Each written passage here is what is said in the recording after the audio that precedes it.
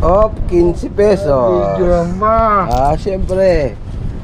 Dahil napalaban sa Tagaytay at inabot ng ulan, kailangan natin i-washing si Trek. Yan.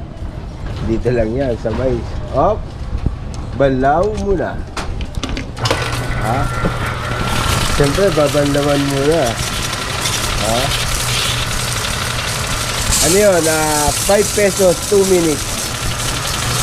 Pagkatapos niyan, sasabunan. Ganyan lang yun. Diba? Banlaw muna. Tanggal muna ng mga libag-libag bago sabunan. Ayun. Para wag kalawangin. After neto, lagyan natin ng langis. Shampoo. Ayun kita nyo. Sinampuhan pa nga. Yan. Shampoo, ilan yan, Rick? 30 seconds lang yan. Kailangan malagyan mo lahat bago pupunasan. Grabe, may pa-shampoo pa si Trek. Yan Rick, meron ka na lang 10 seconds. Nagamihan na natin yan. 10 seconds ka na lang, Rick. 10 seconds na lang ang buhay mo.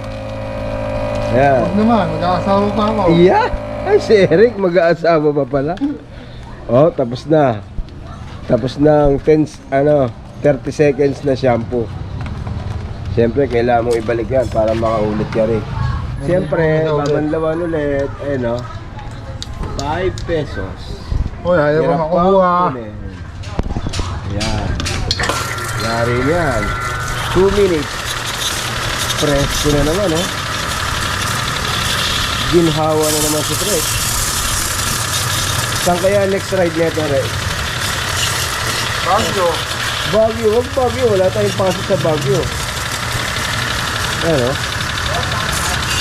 Yan.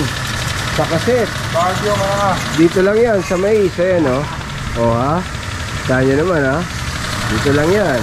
Sa 15 pesos mo, Rick, may shampoo na,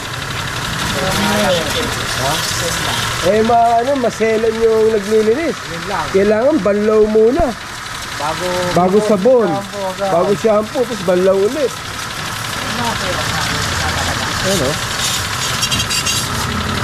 Iba si Eric talaga.